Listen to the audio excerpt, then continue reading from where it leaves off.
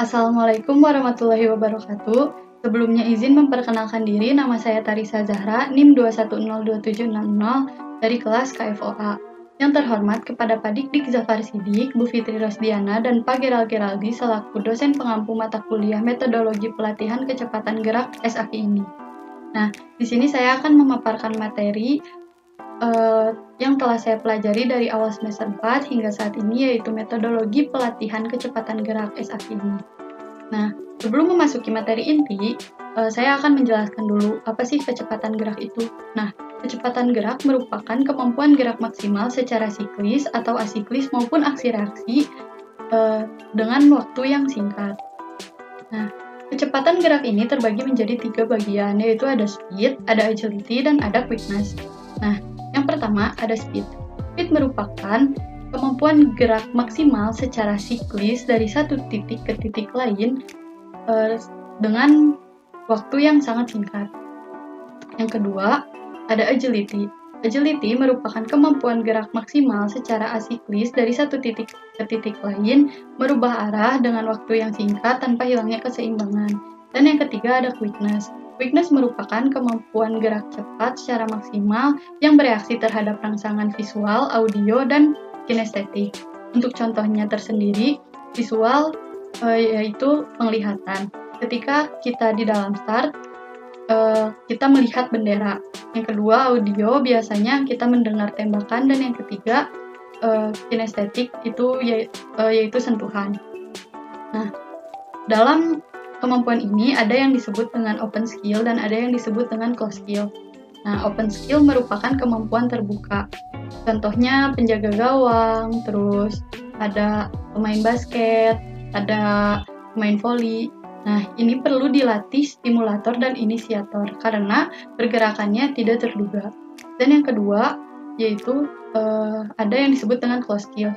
Biasanya closed skill ini merupakan gerakan siklis karena kemampuan tertutup, contohnya berenang, berlari, yang kayak gitu. Dan biasanya hanya quickness di awal saja, di awal start. Nah, selanjutnya ada perbedaan siklis dan asiklis.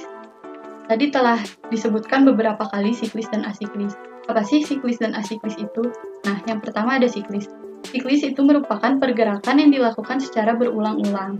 Nah, contohnya ada berlari, bersepeda, dan berenang. Yang kedua ada asiklis. Asiklis merupakan pergerakan yang dilakukan secara tidak terduga gitu, dan merubah-rubah arah. Contohnya badminton, bela diri, dan sepak bola. Nah, selanjutnya ada sumber kecepatan. Sumber kecepatan itu yang pertama ada ATP, yang kedua ada fosfokeratin, yang ketiga ada glikogen.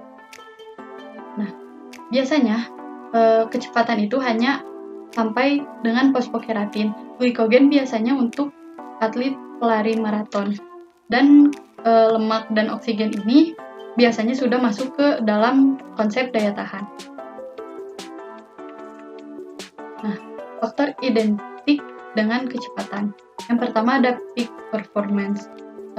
Di sini ketika atlet sudah melakukan peak performance-nya secara maksimal, dia akan cenderung susah untuk menyamainya atau melebihinya.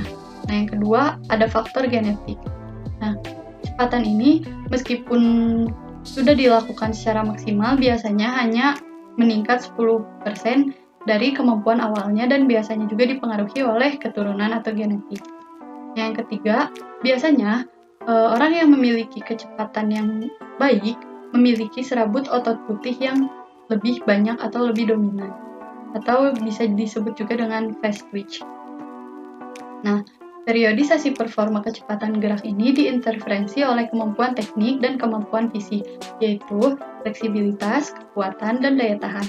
Nah, jadi ketika ingin mengefisiensikan gerak cepat itu, kita perlu berlatih fleksibilitas.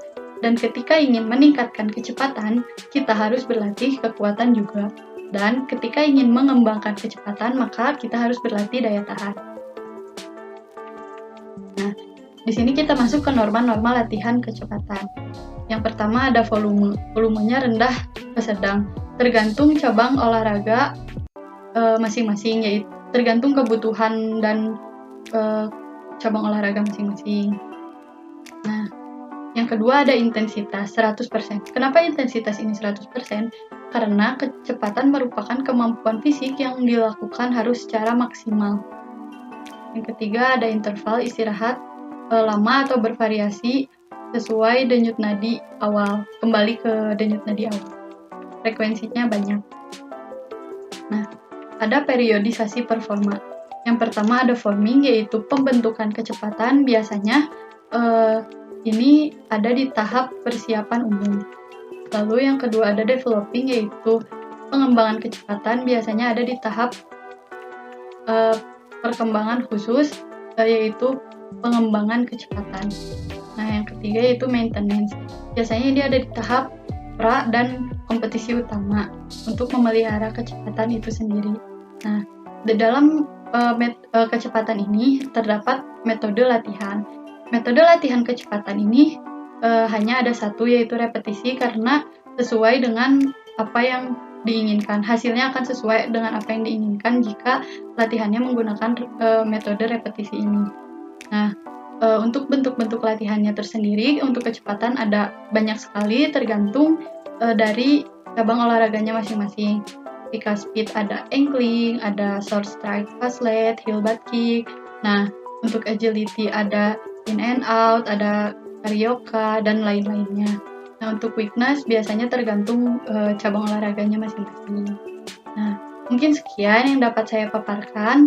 Mohon maaf apabila ada kesalahan dalam berkata-kata, dan terima kasih atas perhatiannya. Wabillahi taufiq wal hidayah. Wassalamualaikum warahmatullahi wabarakatuh.